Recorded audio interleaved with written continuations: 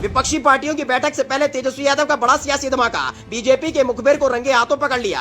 बैठक में बनी रणनीति की मोदी और शाह तक पहुंचाने की जानकारी, लेकिन तेजस्वी यादव ने कर दिया खेल खराब, बाहर का रास्ता दिखाया।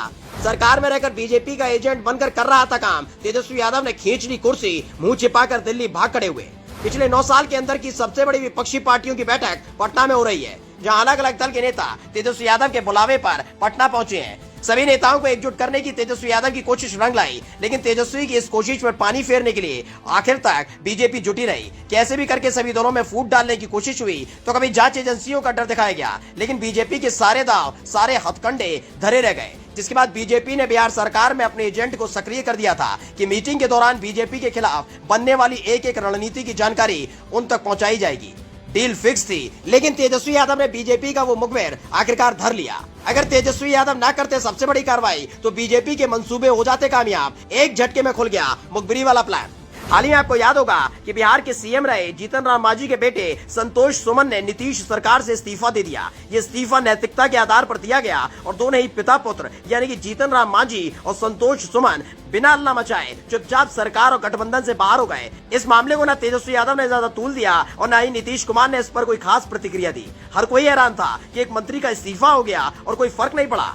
अब अंदर खाने से खबर है कि इस्तीफा तेजस्वी यादव की एक कार्रवाई से बचने के लिए हुआ था, जिसमें जीतन राम मांझी और उनके बेटे संतोष सुमन का राजनीतिक करियर बर्बाद हो सकता था। सम्मान के साथ तेजस्वी यादव के इशारे पर दोनों सरकार और गठबंधन से आउट हो गए। दरअसल अब तक जीतन राम मांझी बीजेपी को कोसते रहे और नीतीश कुमार के साथ खड़े रहने का दावा करते रहे, लेकिन जब उनकी दाल नहीं गली तो गठबंधन से अलग होकर बीजेपी की गोद में जाकर बैठ गए, यानी एक बार फिर से एनडीए में शामिल हो गए। माना जा रहा है कि वक्त रहते अगर जीतन राम मांझी और संतोष सुमन की गतिविधियों के बारे में पता चलता तो सरकार में रहकर बीजेपी को फायदा पहुंचा सकते थे, लेकिन बीजेपी का ये प्लान धरा का धरा रह गया, क्योंकि जैसे ही नीतीश सरकार से संतोष सुमन ने इस्तीफा दिया और गठबंधन से जीतन राम मांझी अलग हुए, उसके एक हफ्ते के अंदर ही बीजेपी से गठबंधन कर लिया। यानी पहले से ही बीजेपी के साथ कनेक्शन था, बातचीत हो रही थी और माना जा रहा है कि ये बात तेजस्वी यादव को पता चल चुकी थी। तभी तो संतोष सुमन ने अपने इस्तीफे की कोई ठोस वजह नहीं बताई कि आखिर कौन सा फैसला बुरा लगा, क्या गलत हुआ, और बड़ी शांति के साथ सरकार से विदाई ले ली। जबकि तेजस्वी यादव की वजह से ही जीतन राम मांझी के बेटे संतोष सुमन का राजनीतिक करियर शुरू हुआ।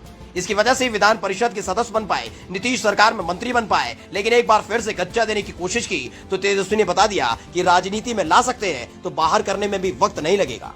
विपक्षी पार्टियों की बैठक से पहले तेजस्वी यादव का बड़ा सियासी धमाका, बीजेपी के मुखबिर को रंगे हाथों पकड़ लिया। बैठक में बनी रणनीति की मोदी और शाह तक पहुंचाने की जानकारी, लेकिन तेजस्वी यादव ने कर दिया खेल खराब, बाहर का रास्ता दिखाया। सरकार में रहकर बीजेपी का एजेंट बनकर कर रहा था काम, तेजस्वी यादव ने खींच ली कुर्सी, मुंह छिपाकर दिल्ली भाग खड़े हुए। पिछले 9 साल के अंदर की सबसे बड़ी विपक्षी पार्टियों की बैठक पटना में हो रही है, जहां अलग अलग दल के नेता तेजस्वी यादव के बुलावे पर पटना पहुंचे हैं। सभी नेताओं को एकजुट करने की तेजस्वी यादव की कोशिश रंग लाई, लेकिन तेजस्वी की इस कोशिश पर पानी फेरने के लिए आखिर तक बीजेपी जुटी रही। कैसे भी करके सभी दलों में फूट डालने की कोशिश हुई तो कभी जांच एजेंसियों का डर दिखाया गया, लेकिन बीजेपी के सारे दांव, सारे हथकंडे धरे रह गए। जिसके बाद बीजेपी ने बिहार सरकार में अपने एजेंट को सक्रिय कर दिया था कि मीटिंग के दौरान बीजेपी के खिलाफ बनने वाली एक एक रणनीति की जानकारी उन तक पहुंचाई जाएगी। डील फिक्स थी, लेकिन तेजस्वी यादव ने बीजेपी का वो मुखबिर आखिरकार धर लिया।